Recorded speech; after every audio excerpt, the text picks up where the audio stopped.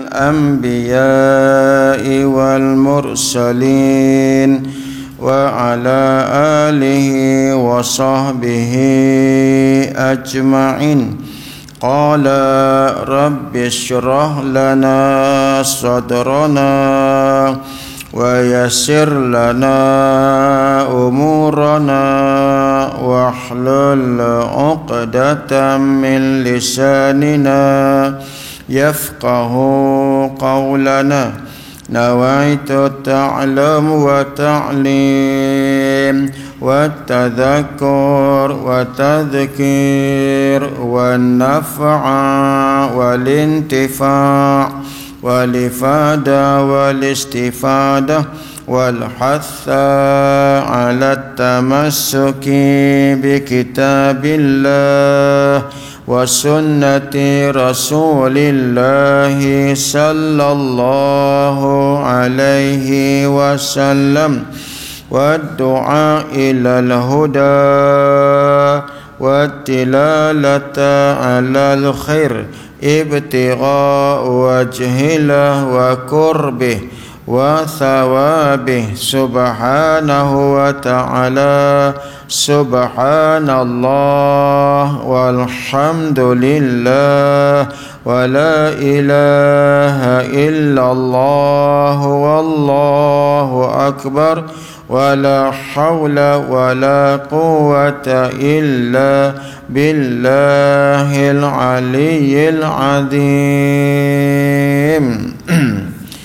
قال مصنف رحمه الله تعالى ونفعنا بعلومه في الدارين آمين.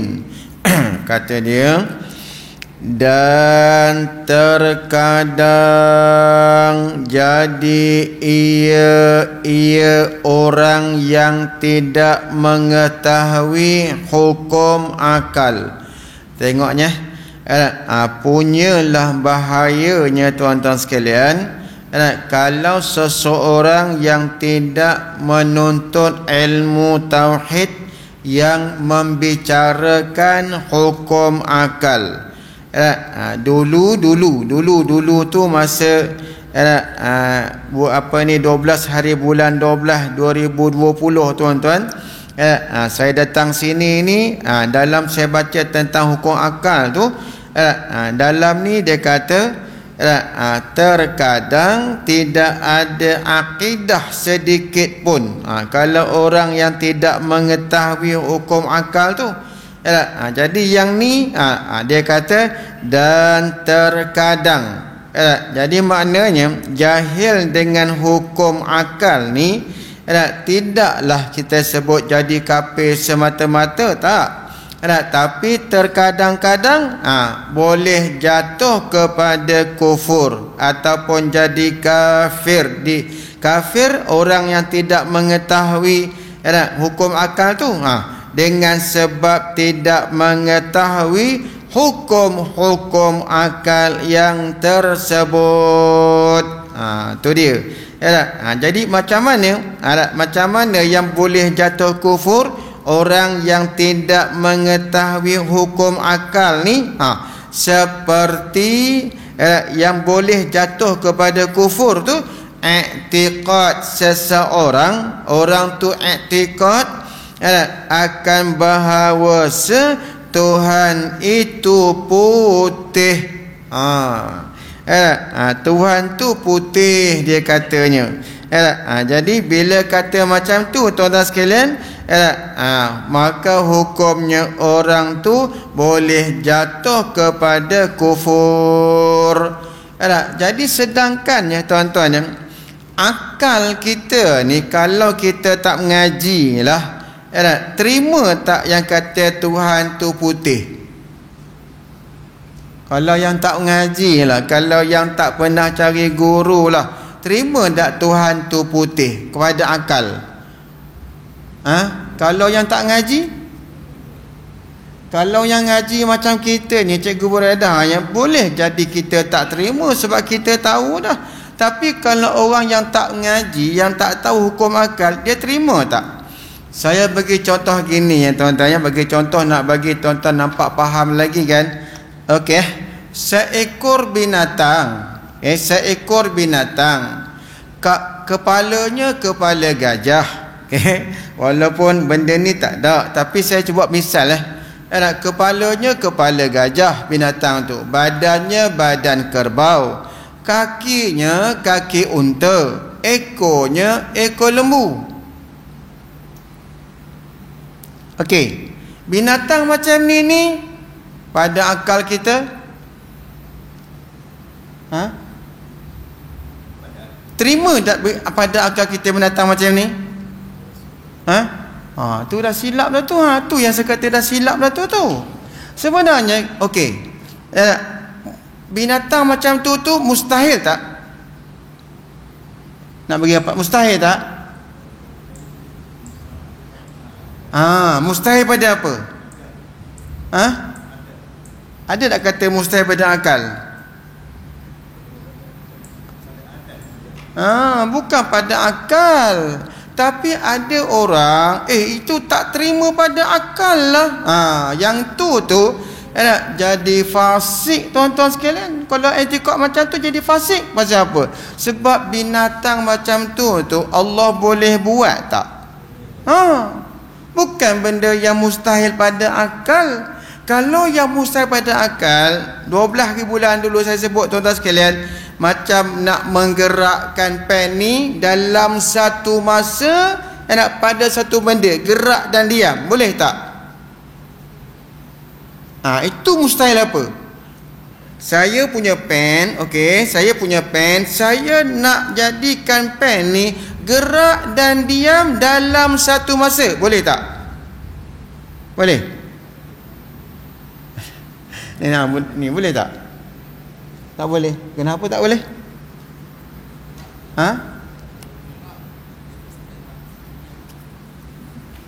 Saya nak himpunkan dalam satu masa benda ni, pen ni dalam satu masa, nak cakap orang putih, cakap Arab. In the same time, dalam satu masa, fi nafsil waqti, pada masa yang sama, saya nak gerakkan pen ni, nak diamkan pen ni, boleh tak? Boleh ke tak boleh? Kalau telah jawab tak berakal. Taklah, itu bukan mustahil pada adat. Itu mustahil pada akal tu. Mana boleh gerak dan diam dalam satu masa? Gerak tu benda lain. Sebab tu namanya tu mustahil pada akal, bukan mustahil pada adat. Sebab tu yang kena bezakan tu, mustahil pada akal apa, mustahil pada adat apa. Sedangkan tuan, putih Tuhan tu mustahil apa? Mustahil pada akal. Akal kita tak terima Tuhan tu berwarna. Kenapa? Kalau dia berwarna, berarti Allah Ta'ala tu bertempat tak tuan-tuan sekalian? Sebab itulah kena hati-hatilah kalau jahil tuan-tuan. Minta maaf saya kata macam tu. Macam contoh saya bagi lagi, nak bagi contoh, nak bagi tuan-tuan faham sungguh-sungguh ni. Okey. Mana mustahil pada akal, mana mustahil pada adat. Dan hari ni orang kita, bukan kata orang awam, kadang-kadang golongan ustaz pun dia tersalah cakap pun ada juga. Okey, katalah siapa saya nak contoh ni, katalah Ustaz Kamil ada anak, anak tu dia nak sekolah, nak bagi pandai. Okey, lepas tu kan tuan-tuan, anak tu Ustaz Kamil tu nak ambil PT3 tu, PT3 tu, hantar ke sekolah pandai-pandai, hantar sekolah yang sekolah asrama penuh, panggil tuition, belikan buku-buku dia, nak ambil PT3.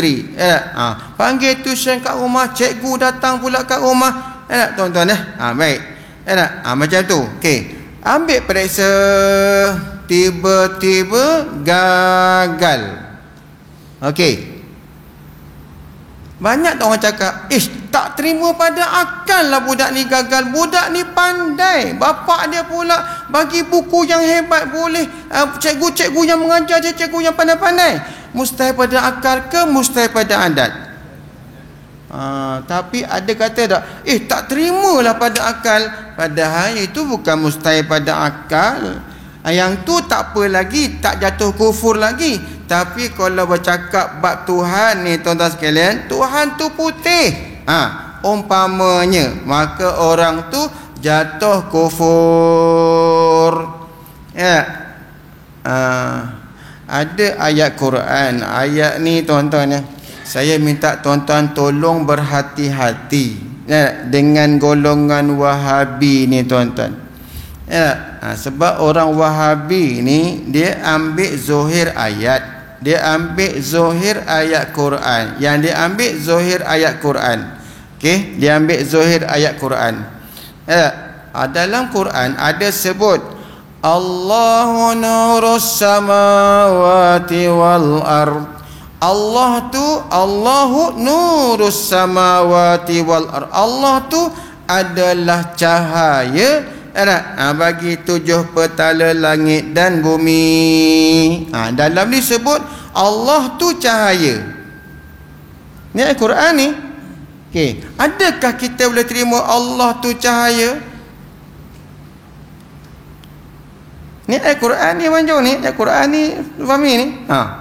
Allahu nurus samawati wal ard. Allah Taala tu nur. Ini kalau orang ahli sunnah wal jamaah, ayat ni termasuk dalam ayat mutasyabihat. Jadi nak takwil macam mana?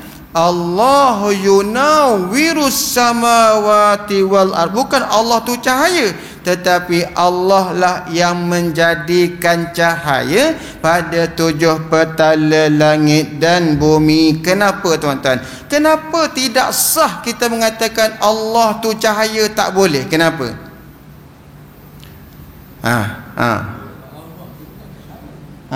Allah bukan berjisim. Yang bercahaya tu yang berjisim berjirim, bertempat. Lagi pula tuan-tuan, ayat Quran ni Allahu nurus samawati. Kalau orang yang alim nahu lah, kalau orang ngaji nahu tuan-tuan, tak sah nur tu jadi khabar bagi Allah, tak sah. Allah tu mubtada. Kalau dalam bahasa Melayunya Allah tu, kalau cikgu tahulah, cikgu siapa yang ngaji, siapa yang belajar bahasa Melayu. Cikgu Abbas dulu ngajar bahasa apa? Cikgu ngajar apa? Matematik. Kalau ngajar bahasa tuan-tuan, ada subjek, ada predikat, ada permulaan, ada khabar, ada cerita. Jadi Allahu nuru, mana Allah nak cerita dia tu cahaya? Tak. Pasal apa tuan-tuan? Kenapa tak sah buat mubtada khabar? Tak sah sebab Allah tu isim zat. Nur tu isim apa? Nur tu isim makna, bukan isim zat. Jadi sebab tu tak boleh jadi Allahu nuru sama, tak boleh kata Allah tu cahaya bagi 7 petala langit dan bumi, tak boleh. Jadi takwilnya Allahu yunawwirus samawati, Allah yang memberikan cahaya, Allah yang menjadikan cahaya pada 7 petala langit dan bumi. Jaga tu. Jadi kalau tanya pada akal orang tak ngaji, memanglah Allah tu cahaya. Habislah jawabnya. Kafirlah dia. Ni yang kita takut Cikgu Abbas ni. Cikgu Buredah ni yang kita takut ni. Apa takut jadi kafir tak sedar, jadi kufur tak sedar tuan-tuan sekalian. Sebab itulah kafir yang zahir dengan kafir di sisi Allah ni lebih bahaya kafir yang di sisi Allah. Kenapa? Sebab kafir si Allah Ta'ala ni, Allah dah hukum dia kafir dah, walaupun dia ngaku Islam sekalipun tuan-tuan sekalian. Walaupun dia ngaku dia Islam sekalipun, tapi hukumnya dia kafir dah di sisi Allah Ta'ala. Yang ni yang kita takut tu. Sebab itulah kita ngaji, habis kitab ni, ngaji kitab ni, habis kitab ni, ngaji kitab ni. Pasal apa? Sebab takut tak jumpa perkataan yang macam tu dalam kitab. Baik. Dia kata Tuhan tu putih umpamanya. Yang iktikad macam tu jatuhlah kepada kufur. Pasal apa? Kerana orang yang iktikad Tuhan itu putih, putih itu ialah orang yang menyerupaikan Tuhan akan sesuatu daripada makhluk ini. Tengok. Sebab itulah yang saya kata bahayanya pegangan Wahabi itu sangat bahaya. Dia mengajak kita kepada jadi kufur. Kenapa? Dia pegang ayat yang zahir dalam ayat Quran tu, dia pegang zahir. Kalau dia kata Ar-Rahmanu 'alal arsyistawa, ramai ulama-ulama Wahabi ni dia mengatakan Allah tu di atas arasy. Sekarang ni pula tuan-tuan, kita dah bila dah Wahabi kata macam tu, kita ulama ahli sunnah ni bangun serentak, bangun. Daripada Perlis sampailah ke Johor, sampai ke Kelantan, Terengganu, Pasir apa ni, sampailah ke Malaysia Timur dan sebagainya tu, bangkit ni kita pun tegakkan dalil, tak boleh kata macam tu, bagian. Lepas tu Wahabi tukar pula. Wahabi tukar macam mana? Dia kata bukan kami kata Allah tu duduk atas arasy, dia kata Allah tu atas pada arasy lagi. Samalah 2 kali 5 lah juga. Salah. Bila kata atas pada arasy lagi, berarti bertempat juga tak? Bertempat juga. Jadi bila kata bertempat, Allah tu bertempat, sama tak macam kita? Sama tak macam kita? Samalah. Sebab tu kita, pegangan kita tak boleh kata Allah Ta'ala tu bertempat. Jadi orang awam macam kita ni, peganglah kata Allah tu ada, tak bertempat. Kalau ada ayat-ayat yang kesamaran makna yang mutasyabihat tu, hendaklah kita takwil. Baik, tengok ya. Jadi i'tikad macam tu boleh daripada kufur. Maka iaitu mana ni? Menyerupai Tuhan akan sesuatu daripada makhluk ni mustahil, tak boleh terima pada akal. Tak boleh terima pada akal kita yang Allah Ta'ala tu menyerupai dengan makhluk. Mustahil atas Allah Ta'ala, yakni tentu tidak atasnya atas Allah Ta'ala tu dan serupa dengan makhluk. Baik. Dan orang yang i'tikad menyerupai Allah Ta'ala dengan segala yang baru itu, jadi kafir. Kalau macam tu tuan-tuan, dalam i'tikad pengajian orang Wahabi ada tak yang membahaya? Kita tak kata orang Wahabi itu kafir. Tak, kita tak kata ahli sunnah wal jamaah ni dia tidak mengkafirkan orang yang mengucap syahadah. Tapi tuan-tuan, ada di dalam akidah orang Wahabi, tuan-tuan sekalian, yang boleh jatuh kepada kufur. Bila dia i'tikad Tuhan di atas arasy. Tu dah bertempat. Tu jaga-jaga tuan-tuan sekalian.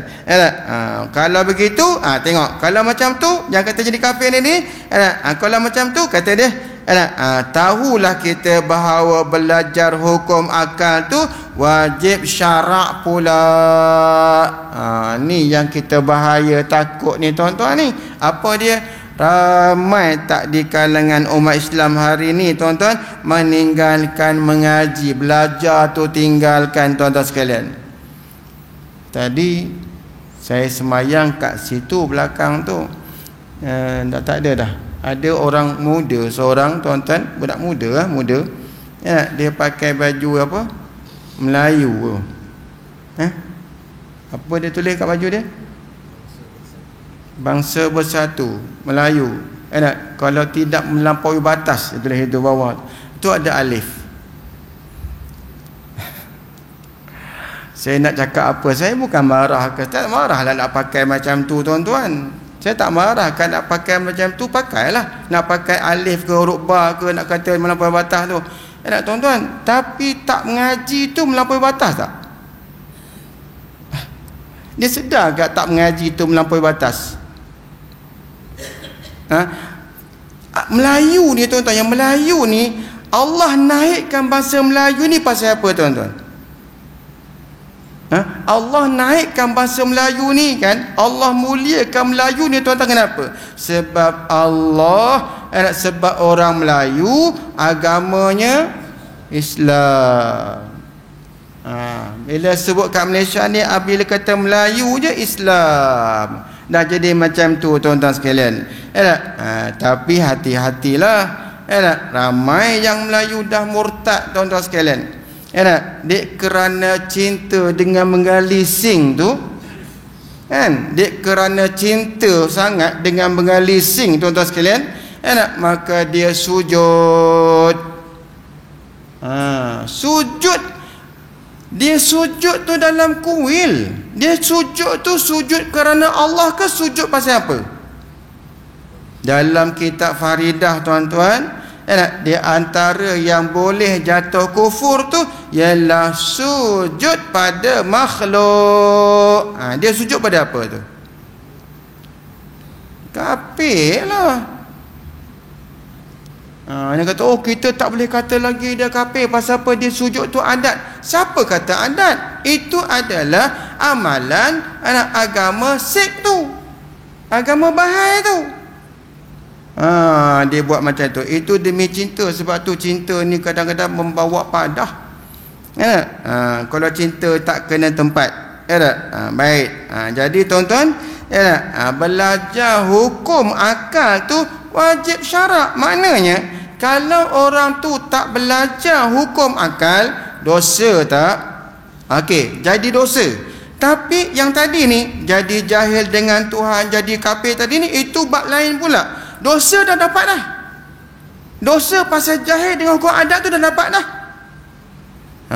Tapi tuan-tuan, yang jadi kafir tadi, kalau ada etikad dia yang salah, akal dia kata, Tuhan tu mesti putih. Habis dah. Walau dia bersyahadah sekalipun tuan-tuan sekalian, di sisi Allah Ta'ala kufur dah orang macam tu. Ni kata kufur indallah ni. Jaga baik-baik. Okey ya. Baik. Habis dah. Nak bicara bab hukum akal tu habis. Tapi tuan-tuan faham tak lagi pembahagian hukum akal tu? Wajib pada akal apa, mustahil pada akal tu apa, harus pada akal tu apa? Faham lagi tak? Kami ni payah dia. Ada satu orang dia jumpa sahabat lah, jumpa Rasulullah. Dia kata, ya Rasulullah, kami ni bila di hadapan kau ya Rasulullah, anak kami faham apa yang kau kata. Bila kami balik aja kami tak faham. Yang tu masalah hati tu.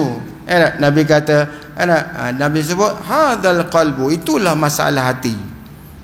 Hati kita ni tuan-tuan, sebab itulah kadang-kadang. Tapi saya minta maaf lah sebelum saya kata macam ni. Tuan-tuan, kalau namanya mengaji, dia ada 3 makam. Okey, ada 3 makam. Mengaji tu ada 3 makam. Kalau kita ngaji mesti ada guru. Nabi kata apa? Kun aliman, jadilah kamu orang alim. Kalau kita tak jadi orang alim, jadi peringkat yang kedua. Apa dia? Au muta'alliman, orang yang belajar. Jadi orang yang belajar tu ada syarat tak? Apa syarat dia? Apa syarat orang yang belajar? Kata Imam Syafi'i, kata setengah syair ni Imam Syafi'i, kata setengah Imam Sayyidina Ali. Tapi yang saya dengar daripada guru saya, dia kata syair ni daripada Imam Syafi'i.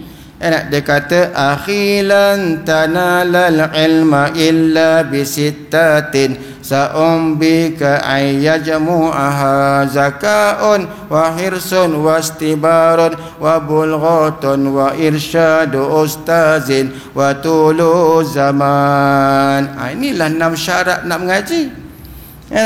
Tuan-tuan, bila saya baca yang ni, tuan-tuan tengok diri tuan-tuan, tuan-tuan ni nama mengaji ke tidak? Saya minta maaf lah, saya susun jadi 10 ni. Nama mengaji ke tak? Syarat mengaji yang pertama, apa dia? Zakaun, mesti cerdik. Tuan-tuan dalam masjid ni dah cerdik dah. Zakaun. Wahirsun. Kena ada tomak haloba dengan pengajian tuan-tuan. Tomak haloba tu maksudnya tak puas-puas ngaji ni, tak jemu-jemu ngaji tuan-tuan sekalian. Tu kata zakat wa hirsun, bersungguh-sungguh dia. Pergi sana, pergi sini, pergi sana, daurah sini, ngaji sana, ngaji sini, kitab tu, tak puas-puas dia ngaji tuan-tuan sekalian. Itu namanya hirsun. Baik. Yang ketiga, zakatun wa hirsun wa bulghatun, kena ada belanja, nak beli kitab, nak beli pen, nak makan. Sebab kita ni orang, kena ada belanja kita. Ini selit-selit sikit lah. Okey, zakatun wa hirsun wal bulghatun wa irsyadu ustazin. Jadi tuan-tuan, okey, zakatun wa hirsun wa bulghatun wa irsyadu ustazin wa tuluzan. Cukup 6 tak? Zakatun wa hirsun wa bulghatun wa irsyadu ustazin wa tuluzan. Tak cukup. Satu lagi apa? Wastibarun. Bukan, yang ketiga tu wastibarun. Zakatun wa hirsun wastibarun. Yang keempat berbelanja. Yang ketiga ni ialah kena sabar.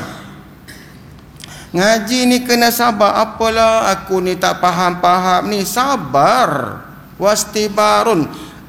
Nabi Imam Syafi'i sebut ni, Imam Syafi'i sebut ni dengan wastibarun, dengan huruf ta, wastibarun, bukan wasbrun, bukan tak ada tambah. Ini tambah dengan ta, wastibarun, maksudnya bersangatan sabar. Kena sabar ngaji ni tuan-tuan sekalian. Baik. Kemudian wabul ghotun, kenalah ada kitab. Nak belanja, beli kitab. Belanja kita mengaji, kena ada kitab.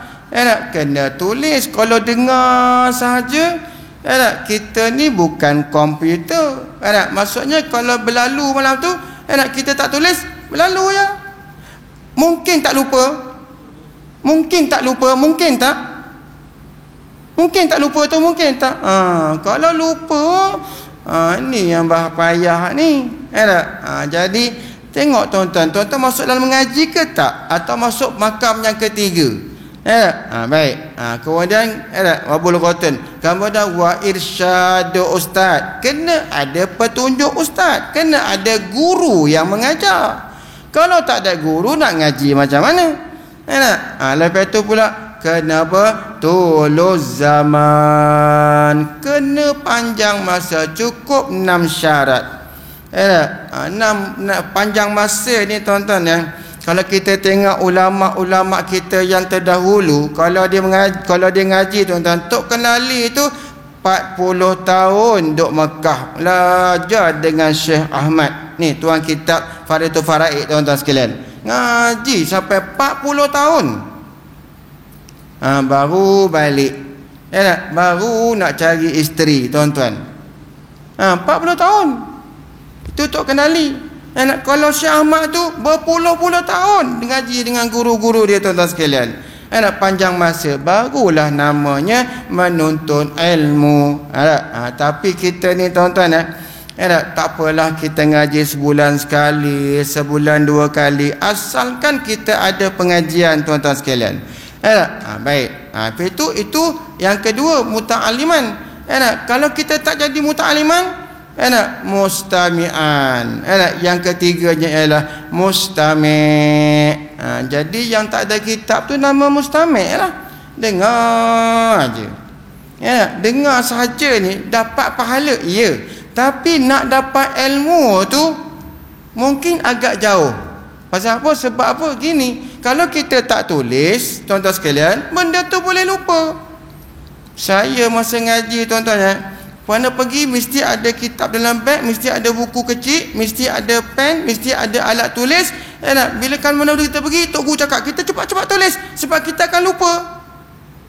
Sebab tu dalam poket saya ni tuan-tuan mesti ada buku kecil macam ni. Kalau dulu buku 5 tu lah. Sekarang buku macam ni mesti saya ada dalam poket saya tuan-tuan, untuk isi apa yang saya dengar daripada guru saya yang lain-lain. Jadi tuan-tuan, sebab itulah ngaji itu namanya ngaji itu kena ada kitab, tulis, nanti lupa. Okey, baik. Kemudian kata dia, jangan jadi yang keempat lah. Nabi tak sebut yang keempat tu, tapi keempat ni ulama sebutlah. Tak boleh jadi aliman, tak jadi orang alim, tak apa. Tak boleh jadi mutakliman, tak apa. Jadi yang ketiga mustami'an, jangan jadi yang keempat. Apa yang keempat tu? Dahlah tak jadi orang alim, tak jadi pula orang mengaji, orang mustami' pun tidak, mendengar pun tidak. Marah pula dengan orang yang mengajar, marah pula dengan orang yang mengaji, tuan-tuan sekalian. Golongan keempat ni Nabi sebut, wala takur rabi'an, jangan kamu jadi golongan keempat. Apa golongan keempat tu? Orang alim pun tidak, mengaji pun tidak, mendengar pun tidak, duduk kat rumah, tuan-tuan sekalian. Bila jadi golongan keempat ni, fatahlik, maka binasa kamu. Siapa Nabi kata binasa kamu kalau tak jadi tiga-tiga ni? Jadi sekurang-kurangnya alhamdulillah lah, kalau kita datang dengar pun dah dapat pahala, tuan-tuan sekalian. InsyaAllah, mudah-mudahan lekat dalam kepala kita. Jadi saya tanya ulang lagi sekali, saya tanya, hukum akal yang tiga tu mana yang tuan-tuan kesamaran lagi? Sebab okey. Ni fahami pen. Okey. Mampu tak saya yang punya pen ni, mampu tak saya nak menggerak dan mendiamkan pen ni dalam satu masa?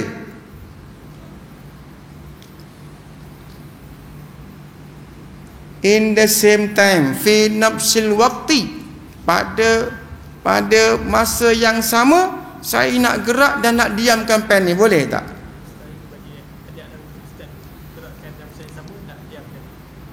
Tak, bukan macam tu. Saya nak buat macam ni lah, fahami senang. Bagi contoh senang macam ni bagi contoh senang macam ni. Fahami pakar matematik, pakar dalam ilmu hisab, ilmu kira-kira. Baik. Boleh tak fahami buat 2 campur 3 jadi 8? Pasal apa tak boleh? Pakar ni. Itu bukan adat. Kalau adat sah bersalah-salahan.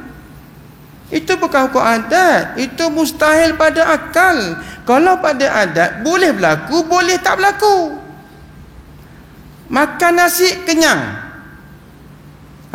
kenyang tu wajib tak? Tak wajib. Pula dah tu tak faham lagi tu. Wajib kenyang tak? Wajib. Wajib apa? Wajib adat. Pasal apa kata wajib adat? Sebab kadang-kadang ada orang makan tak kenyang. Yang tengah angau tu makan kan kenyang tu. Yang tengah angau tu makan tak kenyang. Mandi pun tak basah. Allah, jadi kena beza lah. Jadi kena beza. Sebab tu sebab Fahmi tak datang hari tu. Absent. Dalam buku hadis ni kosong. Okey, faham ya? Baik, macam ni. Kena tengok Kalau kata pada akal, wajib pada akal, apa definisi dia, tuan-tuan? Wajib pada akal, apa definisinya? Apa takrifnya? Sebut bahasa Melayu pun tak apa. Perkara yang mesti berlaku. Tak boleh tak berlaku. Mesti jadi. Tak boleh tak jadi. Seperti wajib Allah tu bersifat kudrat. Boleh tak Allah lemah? Tak boleh. Mustahil. Okey. Kalau mustahil pada akal, lawan bagi wajib tadi. Kalau wajib, benda yang perkara yang mesti berlaku. Mesti ada, mesti jadi. Kalau mustahil pada akal, benda yang tak boleh berlaku sekali-kali. Tengok, gerak pen dan diam pen dalam satu masa boleh tak? Itu namanya mustahil pada akal, bukan pada adat. Ini salah ni. Kalau kita pada adat, salah ni. Pasal apa? Sebab pada adat, tuan-tuan sekalian, sah. Sebab tu hukum adat gini. Makna dia faham ya. Kalau hukum adat ni mana je ni wal hukmul adi, bermula hukum adat tu huwa, iaitulah isbatur rabti baina amrin wa amrin wujudan aw adaman biwasitati takarruri ma asihati takhalufi wa adabi taksiri ahadihima. Ini definisi hukum adat.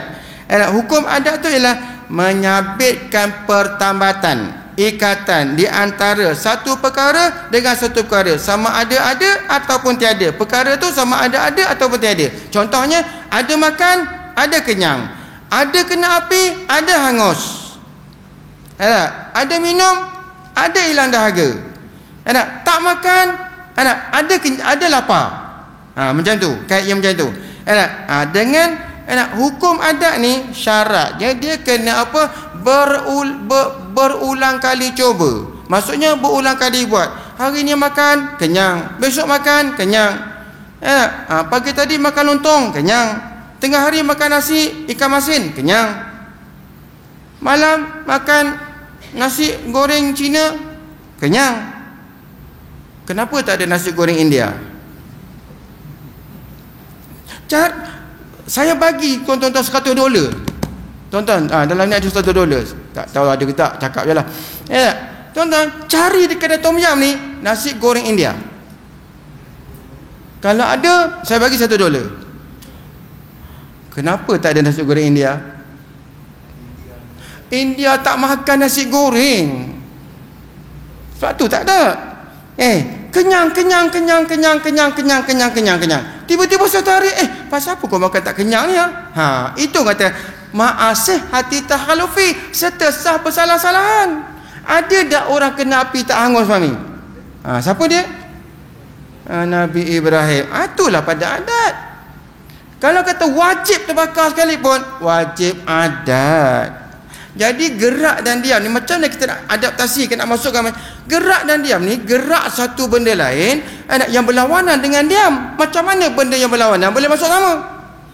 Macam contoh, kalau kita tanya, boleh tak Allah buat satu makhluk cantik-cantik dia buat, lepas tu dijadikan anak dia, boleh tak?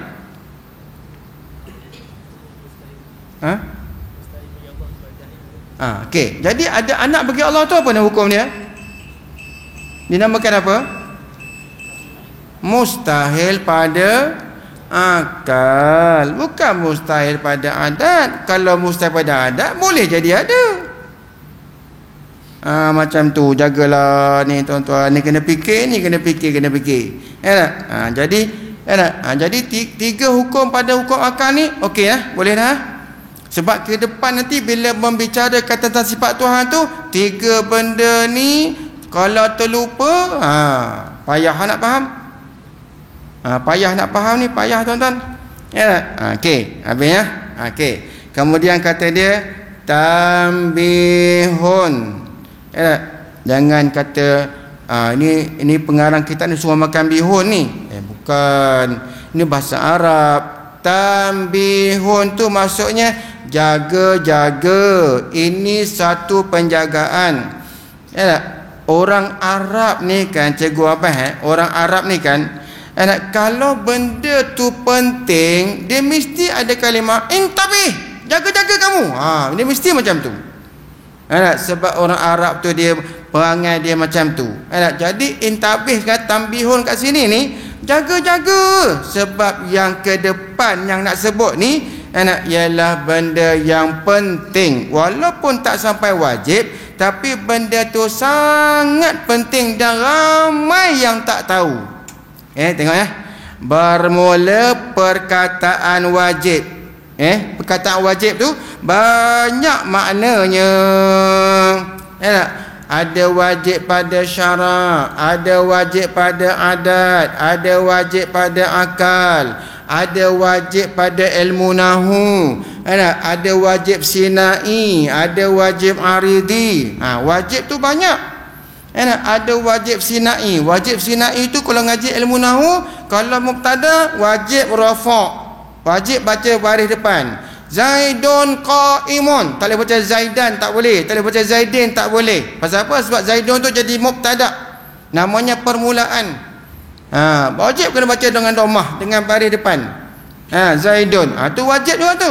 Kalau baca Zaidan qaimun, tentulah orang tu jahil. Macam orang baca tahlil tahu. Guru saya lah yang mengajar saya, tuan-tuan. Orang sini kalau sampai tang hujung-hujung tahlil tu, tuan-tuan, baca macam mana? Wa radhiyallahu apa? Wasallim ke atau wasallam? Wa radhiyallahu wasallim ke wasallam? Lagi wa radhiyallahu tabaraka wa taala wasallim macam mana? Mana tu imam? Tu imam yang kena baca tahlil ni. Wa radhiyallahu wasallim ke wasallam? Macam lepas kita semayang tadi kan, astaghfirullahalazim alladzi la ilaha illa huwal hayyul qayyum ke huwal hayyal qayyum. Ni ramai lagi tok imam yang cuba huwal hayyul qayyum. Ramai lagi. Adakah salah? Tak salah. Nak baca hayyu pun boleh, nak baca hayyal pun boleh, tetapi kena pandailah letak tempat dia tu. Kena pandai letak. Lepas tu kena ngaji nahu tu. Nahu grammar bahasa Arab tu. Nak letak huwal hayyul qayyum ada jalannya. Letak huwal hayyal qayyum ada jalan. Tapi yang fasihnya tak boleh baca huwal hayyu. Kena baca huwal hayyal qayyum. Pasal apa? Sebab badal. Mau badal minhu dia astaghfirullah bukan astagfirullah. Pasal apa baca astagfirullah tu? Sebab Allah tu jadi maf'ul bagi fi'il, astaghfirullah tu fi'il. Tu ngaji nahwu lah tu. Sebab tu lah budak-budak sekarang ni malah ngaji nahwu pasal tu lah. Kita orang Melayu ni, tuan-tuan, dengan ilmu nahwu dengan ilmu sharaf kita malah mengaji. Ilmu sharaf pun penting tapi tak nak mengaji. Tak apalah, kita orang awam, tapi kalau buka pondok mesti kena ngaji nahwu sharaf. Nahwu sharaf tu ilmu balik-balikkan, letak baris di tengah-tengah. Macam kata daraba, darabu, darabat, fa'ala, fa'alu, fa'alat. Tu kena tu sebab kita nak berkaji bahasa Arab. Yang lepat kat Penang tu dia tak kerti bahasa Arab. Sebab tu dia hukum. Mana Tuhan sebut apa sembahyang waktu? Tak ada pun sebut. Kau bangang, kau bodoh, tu tak jumpa lah. Diri kau sendiri tu pun dah banyak salah dah. Rambut kerinting-kerinting macam tu mandi hadas sah tak? Rambut kerinting-kerinting macam tu mandi hadas sah tak? Tuan-tuan tak berani kata sah tak sah?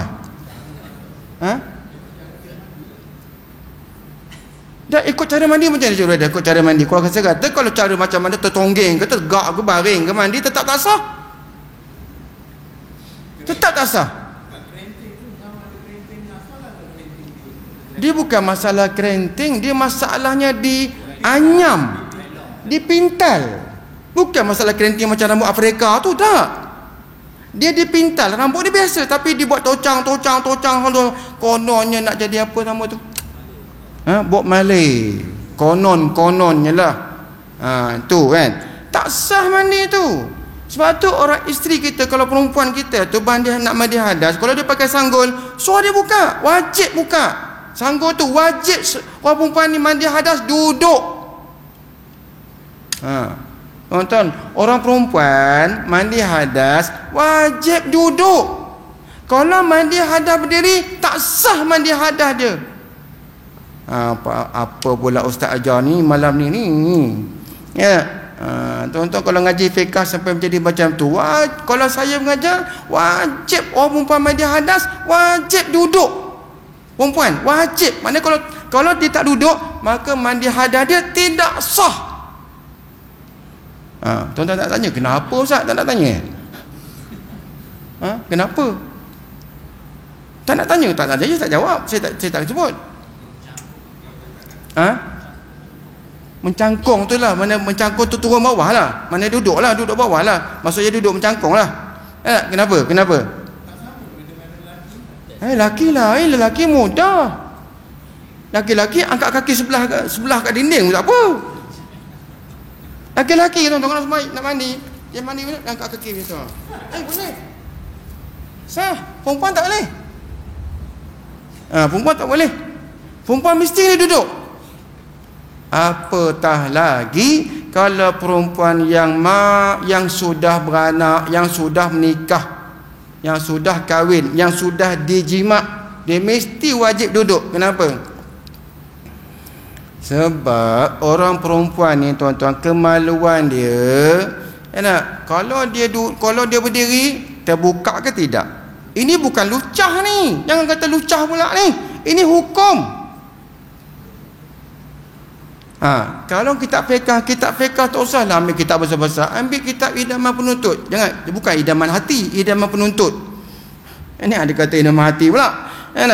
Kitab idaman penuntut tu, dalam tu sebut tuan-tuan, kemaluan perempuan tu yang sudah berkahwin tu, yang sudah dinamakan sayyid. Sayyid tu yang dah beranak, yang sudah dijimak lelaki tuan-tuan sekalian, maka kemaluan dia, zahir kemaluan dia tu wajib dibasuh, wajib kena air. Kalau dia duduk berdiri, nak zahir macam mana? Dia mesti duduk. Bila duduk, minta maaf, dia terbuka. Yang terbuka tu, yang zahir tu wajib kena air. Lain kalau bikir, kalau anak dara lain. Tuan fiqah pun kena tuan-tuan sekalian. Kalau lelaki, lubang dubur tu. Tapi lubang dubur tu tuan-tuan sekalian, tak duduk pun tak apa, boleh terbuka tak duduk? Tuan-tuan mandi macam mana? Saya tak tahu. Kalau lelaki, kalau tak duduk pun, lubang dubur boleh terbuka tak?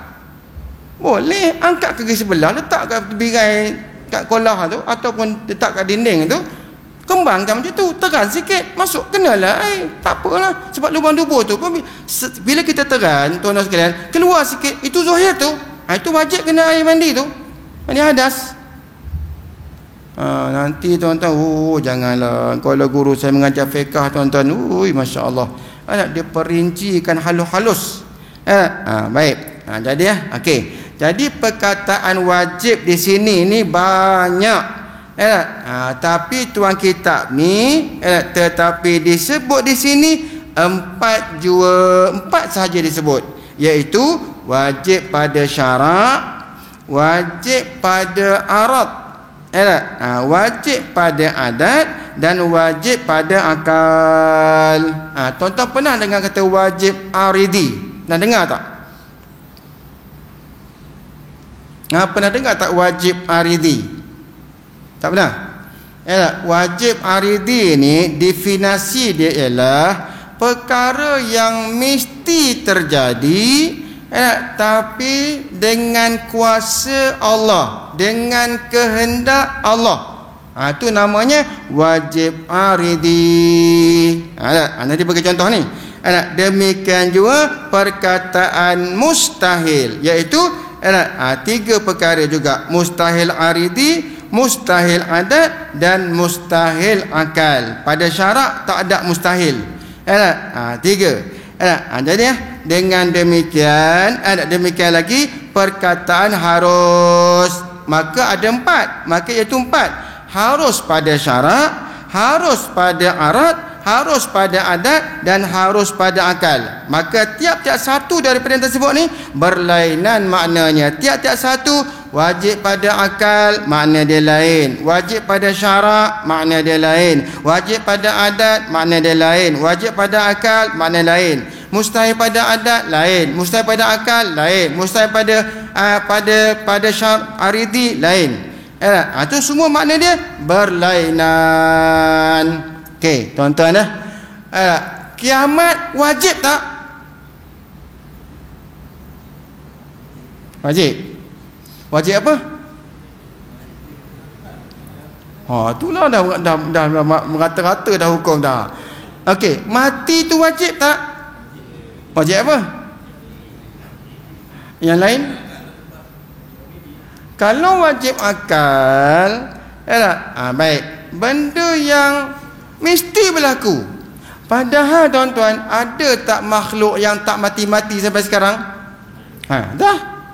Kalau kata pada akal, wajib apa? Wajib aridi lah. Kenapa kata wajib aridi?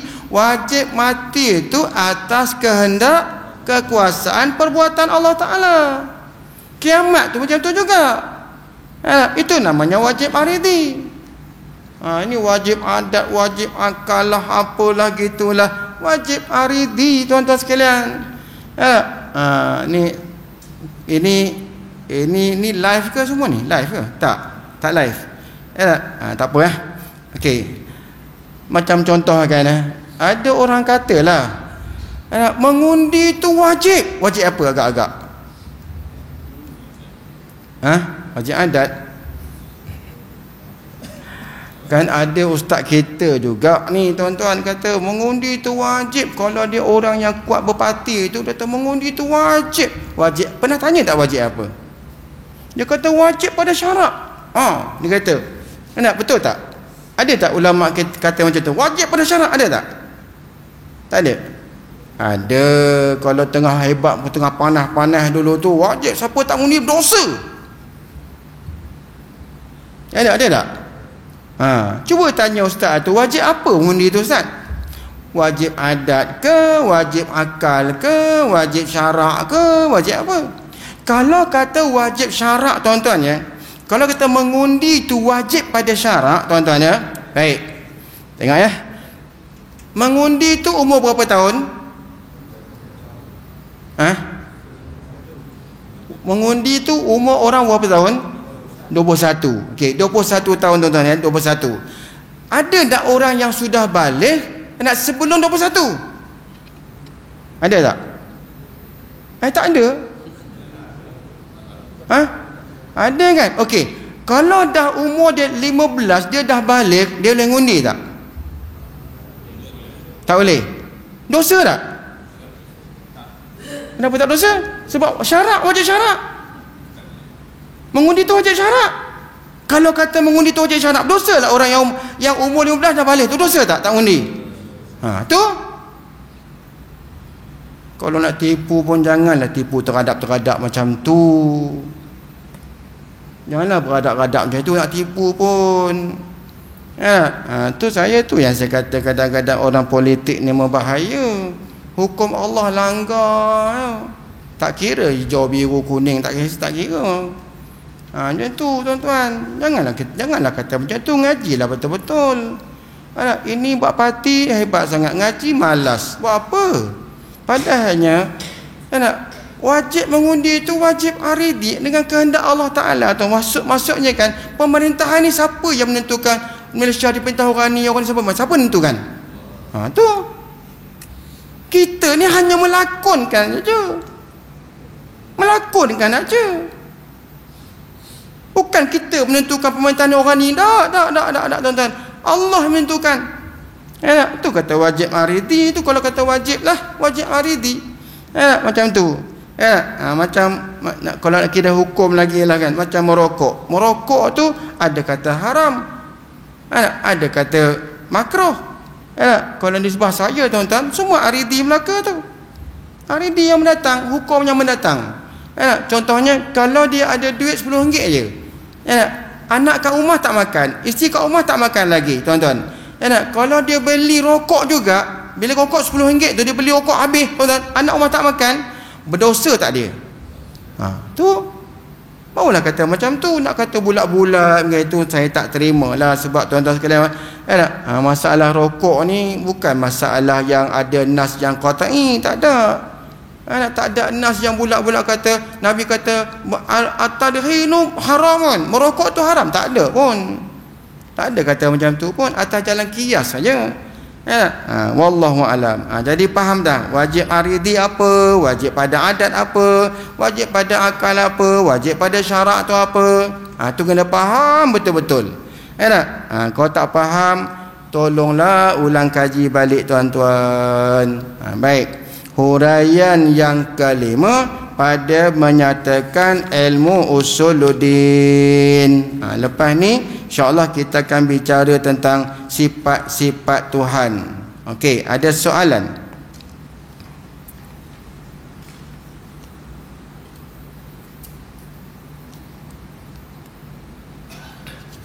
Ya.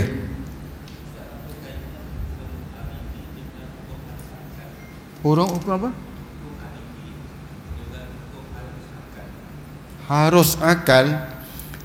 Okey. Harus pada akal. Dia gini ya. Okey, gini ya. Kalau subur aridi itu yang tidak ada balasan apa-apa, tak ada pahala, tak ada syurga, tak ada dosa, itu yang namakan hukum aridi. Macam contoh mati.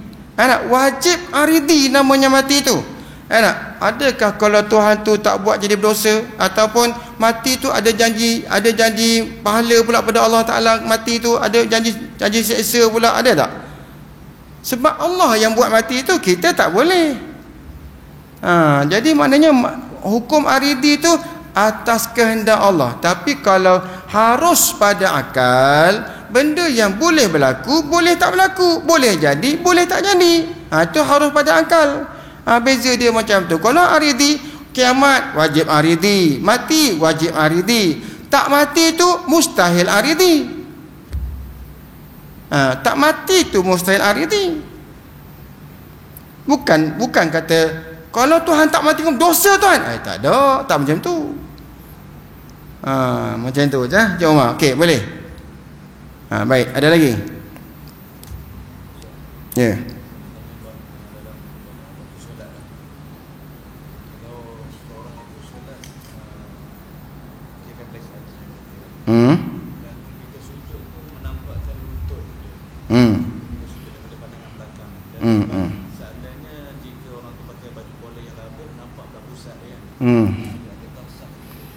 Baik.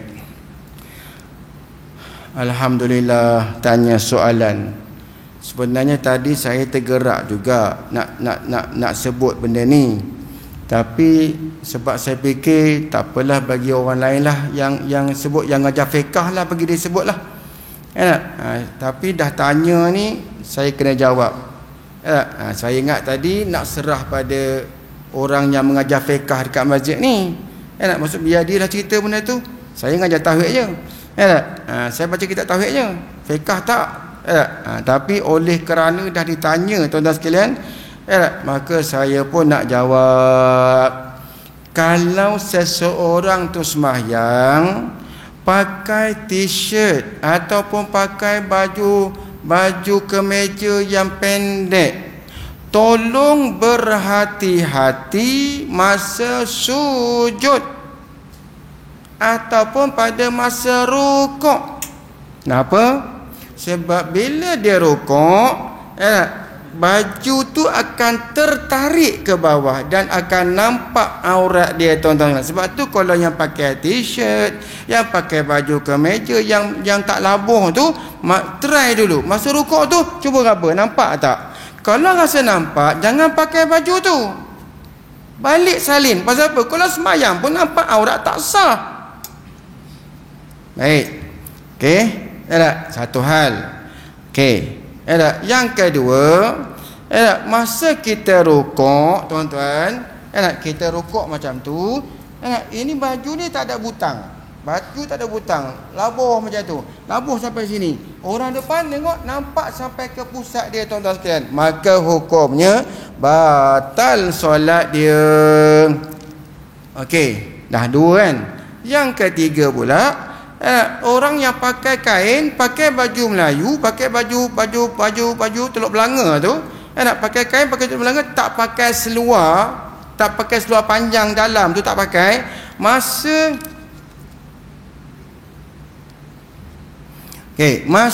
Masa dia sujud tu, orang belakang tu terus nampak paha dia, pun batal juga. Kenapa batal? Sebab masa dia sujud tu, orang yang nampak tu nampak daripada bawah ke atau nampak daripada dia berdiri? Masa berdiri, bukan daripada bawah. Kalau nampak daripada bawah, yang itu tak batal. Contoh, katalah orang dulu-dulu punya surau kan, lantai tu jarang-jarang, Tak ada pakai kapet macam ni. Lantai dulu jarang-jarang. Dulu kampung saya punya surau macam tu lah. Dia buat lantai tu jarang-jarang tu. Lepas tu pakai motor bawah. Orang bawah nampak. Tengok macam tu nampak. Nampak. Peha dia nampak. Nampak kemaluan orang yang semayang. Nampak buah dia pun nampak. Adakah batal semayang dia? Tak. Pasal apa tak batal? Sebab nampak daripada bawah ke atas. Yang ini bukan pada bawah. Terus nampak peha dia. Sebab tu tuan-tuan, kalau kita pakai baju, bukan salah cukup abang kata, salah aku Ustaz pakai macam tu. Tak salah, tapi kalau pakai macam ni, macam tu gua pakai ni, masa nak sujud tu, ni, kapek macam tu ha. Turun sujud macam tu, kapek. Tak ada dah nampak. Kalau kita tegangkan, turun kita tegang kat belakang, terus nampak pangkal peha dia, kat lutut dia, nampak. Maka pada ketika tu batal tak semayang dia. Jadi kalau macam tu, tolong hati-hati masa sujud, masa rukuk, belakang kena tengok. Kecuali lah kalau pakai uniform semayang macam jubah, labuh yang tu, kena pakai seluar pula. Kain pakai kain, lepas tu pakai seluar kat dalam tu. Barulah hukumnya sah semayang. Dia bukan tunggu orang nampak. Walau semayang dalam gelap sekalipun. Sebab tu boleh tak Ustaz, dalam gelap ni tak ada orang Ustaz, saya semayang telanjang, boleh tak? Boleh tak? Abang Jo tutup lampu semua, tutup tingkap, tutup apa semua, gelap-gelap tu semayang Allahu Akbar, tapi tak pakai apa-apa. Terhayun, boleh tak? Tak boleh. Sama macam tu, bukan tunggu orang nampak. Sebab itulah kena hati-hati kalau yang pakai t-shirt, yang pakai baju kemeja, tolong hati-hati. Sebab tu ya, semayang ni ada uniform dia. Macam tu. Jaga baik. Okey, dah. Puas hati. Ada lagi nak tambah? Tak ada. Baik, ada soalan ni tuan-tuan. Apakah ciri-ciri jadi imam? Ini kalau ada yang terkena tu minta maaf lah. Bukan saya nak kenakan, tapi nak kena sebut. Okey, dalam kitab fiqh kata tuan-tuan, orang yang layak jadi imam tu siapa? Pertama, tak, memanglah nak sembahyang tu kena orang Islam, memanglah. Tapi kelayakan orang Islam yang nak jadi imam tu, yang pertama siapa? Siapa? Yang pertama mesti orang Arab. Dan Arab yang paling utama mesti Quraisy. Mesti daripada orang Quraisy. Okey, ada orang Arab Quraisy dalam ni? Tak ada. Tapi Cikgu Buradah macam Arab. Nampak macam orang Arab Yaman dia. Muka macam tu, muka macam Buradah macam Arab Yaman tu. Sebab dia hitam-hitam manis, hidung macam mancung tu, orang Arab Yaman macam tu. Kan? Baik. Kalau tak ada orang Arab, sama ada Arab biasa, Arab Quraisy, tak ada, maka ganti dengan orang yang alim dalam ilmu fiqh. Alim dalam ilmu fiqh. Sebab orang yang alim fiqh ni, dia boleh menguruskan semayang tu tuan-tuan. Dia boleh menguruskan solat tu, dia boleh uruskan. Kalau berlaku masalah apa-apa, dia tahu macam mana nak selesai. Fiqh. Lepas tu, kalau ada dalam satu Korea kita tu, alim, sama-sama alim. Sama-sama alim. Orang ni alim, orang ni alim. Sama-sama alim. Maka ambil pula siapa yang paling wara'. Katalah Ustaz Kamil dengan Cik Hairul ni dua-dua alim. Alim fiqh, dua-dua alim. Tengok pula siapa yang paling wara'. Itu yang aula jadi imam. Yang wara' tu lah. Wara' tu apa? Kalau kita kata wara' tu apa? Kita sebut dia tu wara' lah. Jalan tunduk. Jalan tunduk tu bukan wara'. Jalan tunduk tu letih. Kecil badan tinggi. Bukan wara' tu. Wara' ni ialah orang yang menjaga hukum hakam, yang memelihara diri dia daripada hukum hakam. Dia tak buat yang haram, yang wajib dia tak tinggal, yang sunat dia cuba buat, itu nama warak. Maksiat dia tak dekat, itu nama warak. Apa itu? Okey, sama-sama warak. Ustaz Kamil pun warak, alim sama dah, warak sama. Ustaz Khairul pun warak juga, sama-sama warak. Pilih pula siapa yang paling banyak hafal ayat Quran. Tengok, hafiz tu dah syarat ke berapa dah baru hafiz? 4-5 baru nampak bahawa ada siapa yang paling banyak hafal. Bukan hafiz tu letak nombor 1. Tak, kita zaman ni letak hafiz nombor 1, orang alim kat belakang. Tu salah tu.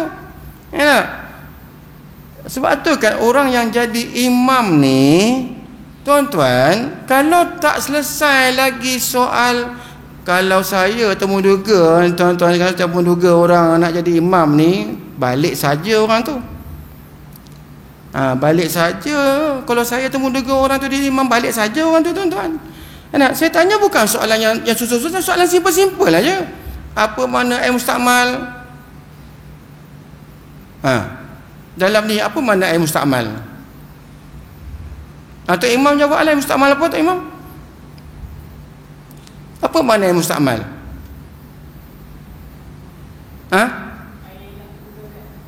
Okey.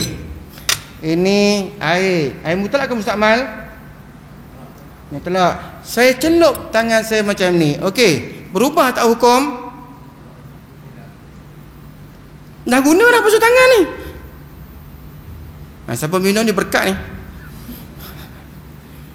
Ustaz, kalau kata macam tu, air yang telah digunakan, baik, saya celup tangan saya macam tu, saya minum pula. Air ni air mustakmal ke air mutlak? Kenapa?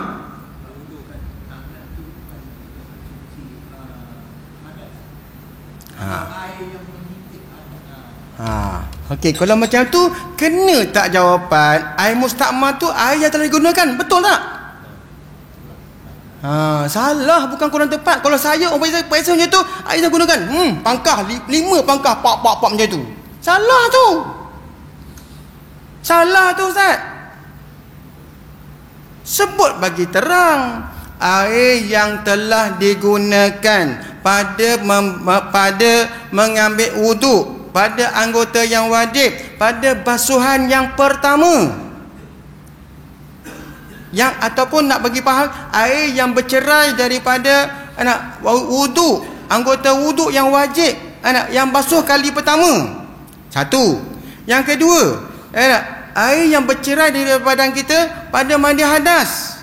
Kita mandi hadas, nitik, itu mustakmal lah tu. Yang ketiga, air yang lebihan daripada basuh najis, itu mustakmal lah tu. Kalau saya kata air telah digunakan, salah. 5 kali pangkah saya buat.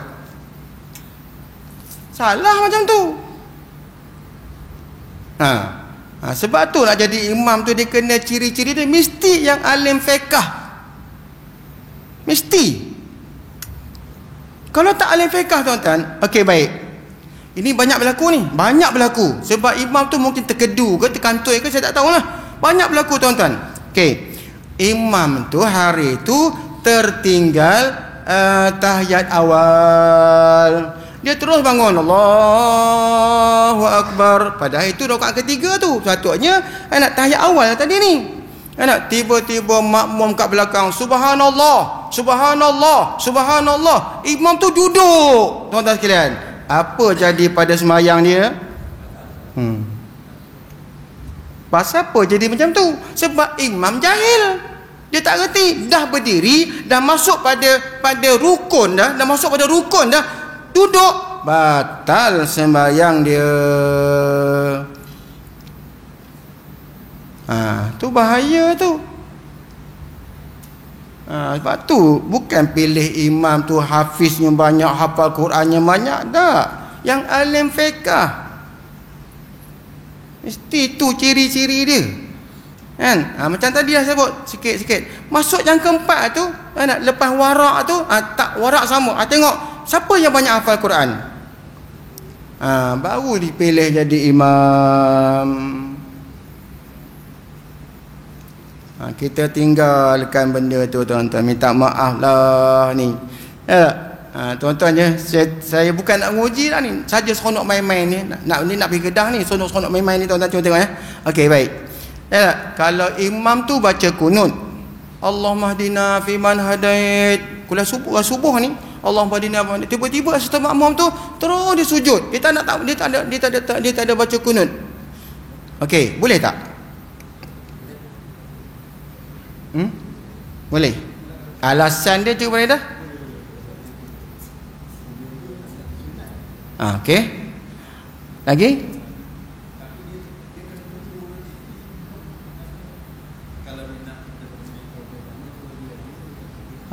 Imam sujud, imam baca tahiyat, dia terus sujud. Makmum tu batal tak sembahyang dia? Batal. Imam baca imam kunut, Allahumma hdina fi man hadait, imam kan. Tiba-tiba ada satu makmum tu dia sujud, dia tak nak ikut imam. Sembahyang dia sah ke tak sah? Niat mufarakah pun tidak.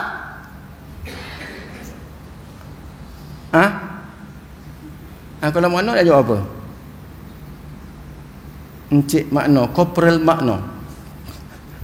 Macam mana? Apa nak jadi? Ni yang muda ni, dia jawab. Sah tak? Sah. Tak sah kenapa?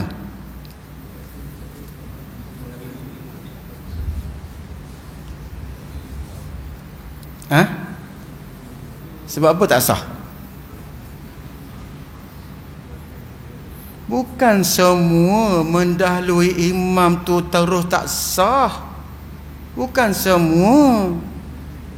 Ada benda-bendanya yang kalau mendahului imam pun tidak batal sembahyang makmum. Ada. Sebab itulah dihukumkan nak baca makmum tu tak nak baca kunut. Dia terus sujud. Nak tunggu imam dalam sujud. Dia tunggu imam dalam sujud. Maka hukumnya sembahyangnya sah. Kenapa? Sebab bersalahan macam tu tak dinamakan bersalahan yang fasid. Tapi kalau imam sujud sahwi, makmum tak sujud sahwi, batal. Kenapa batal? Sebab bercanggah macam tu dinamakan bercanggah yang fasid. Imam sujud sahwi, dia tak sujud sahwi. Walaupun dia tadi ni bukan dia muafiq, dia tu anak masbuk dengan imam. Tiba-tiba imam sujud sahwi. Yang masbuk tadi wajib juga sujud sahwi. Kalau tak sujud, maka batal sembahyangnya. 4 benda ni tuan-tuan, 4 benda ni, 4 dalam sembahyang ni, 4 perbuatan ni tuan-tuan ya. Tolong hati-hati. Apa dia?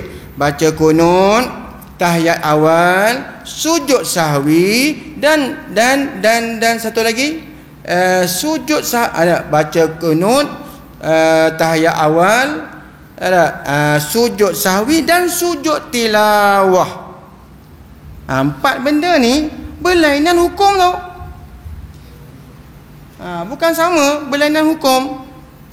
Tu tuan-tuan silalah dengan orang yang ajar fiqh, tuan-tuan kena tanyalah dia. Saya tak naklah ambil hak orang pula. Wallahu alam. Ada soalan lain? Jadi minta maaf ya. Satu lagi ya tuan-tuan ya. Ini pun yalah, tapi nak kena cakap jugalah. Kalau sembahyang maghrib, bacaan surah tu masuk dalam bacaan surah yang apa? Dia ada tiwalul mufassal, dia ada awsatul mufassal, dan dia ada qasirul mufassal. Ada yang panjang, ada yang pertengahan, dan ada yang pendek bacaan surah tu. Okey, waktu maghrib tu bacaan surah panjang ke, pertengahan ke, pendek?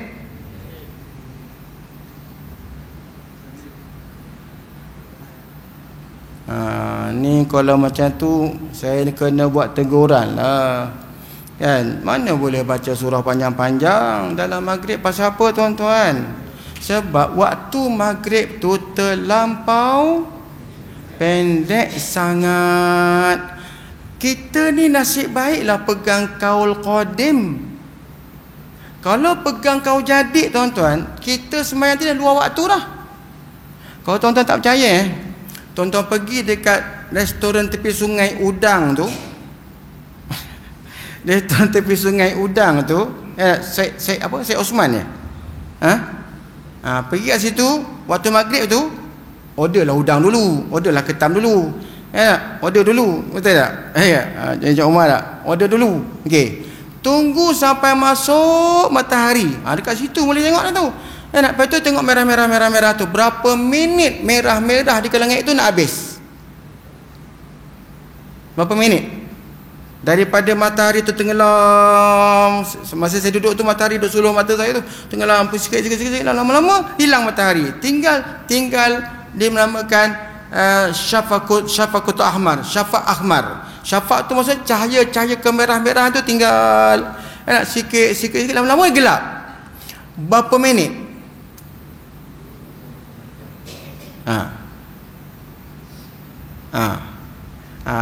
Tak usah cakap lah. Tapi tuan-tuan besok pergi. Tengok dulu. Tengok tenggelaman. Habis tu masjid daerah pun azan.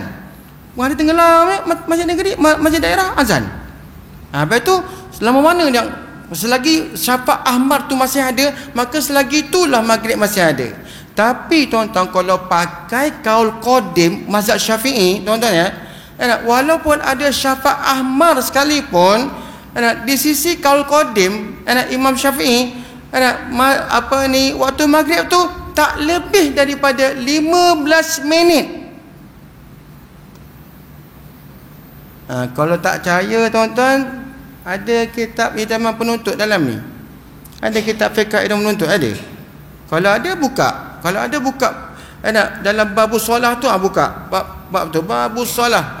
Tengok bawah tu. Waktu sembahyang. Waktu maghrib tu tengok. Kalau pakai kaul qadim, tuan-tuan sekalian, bukan. Kalau pakai kaul jadid, bukan qadim. Kalau pakai kaul jadid. Kalau pakai kaul jadid 15 minit sahaja. Masuk waktu azan, sembahyang maghrib, sembahyang sunat ba'diyah maghrib, habis waktu maghrib. Itu kau jadid.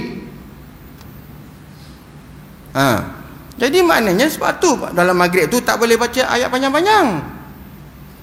Pendek tu tangan mana? Daripada wadduha ke bawah. Wadduha, kemudian wasyamsi turun ke bawah, turun sampailah kepada qul a'udzu birabbin nas, sampai situ. Itu dinamakan qasirul mufassal, pendek ayat. Sembahyang Isyak tuan-tuan sekalian masuk dalam awsatul mufassal. Lebih daripada awsatul mufassal tu, daripada surah lepas wadduha tu ke atas. Wadduha sampailah amma tasaalun, lepas tu sampailah kepada sampai kepada surah apa tu. Itu nama tiwal awsatul mufassal. Yang panjang daripada 5 waktu tu ialah sembahyang subuh sahaja tuan-tuan sekalian. Rasulullah baca tiwal mufassal, baca ayat panjang-panjang. Kalau tanya lah tuan-tuan, orang fiqh ni, kenapa waktu subuh tu kena panjang? Kenapa waktu subuh tu kena panjang? Nak dapat 2 penyaksian. Sebab kita nak dapat 2 penyaksian. 2 penyaksian daripada malaikat yang jaga malam dan yang jaga siang. Gini tuan-tuan ya, kalau kita baca surah sembahyang subuh tu panjang, malaikat yang jaga malam tadi ni dia naik bila azan subuh. As-salatu khairum minan naum. Dia pun naik atas, ganti shift malaikat yang jaga siang pula. Start kat situ, shift dekat situ, jaga siang. Bila dia tengok kita sedang sembahyang, malaikat yang malam pun saksi dah kita solat subuh. Malaikat siang pun kita solat subuh. Kita dapat 2 penyaksian. Tengok, 2 penyaksian tu apa keistimewaannya? Pahala tu Allah bagi. Yang jaga siang punya pahala dapat, yang jaga malam punya pahala dapat. Sedangkan kita hanya sembahyang subuh aje. Sebab tu subuh kena baca banyak-banyak, maghrib kena baca pendek-pendek. Iza jaa nasrullahi wal fath wa ra'ay, atau baca anak surah-surah yang jangan terlampau panjang sangat. Ni saya pergi kat Johor tuan-tuan ya, imam tu hafiz, di bantainya alhamdulillahillazi, surah Kahfi di bantainya. Surah Kahfi, sembahyang maghrib surah Kahfi, satu muka rakaat pertama, satu muka rakaat kedua. Dah gelap. Allahu akbar. Ni tu yang saya kata, kalau imam tak reti hukum fiqh jadi macam tu keadaan. Wallahu a'lam. InsyaAllah nanti kita sambung nanti huraian berkenaan dengan usuluddin pula. Wallahu a'lam bissawab. Cukup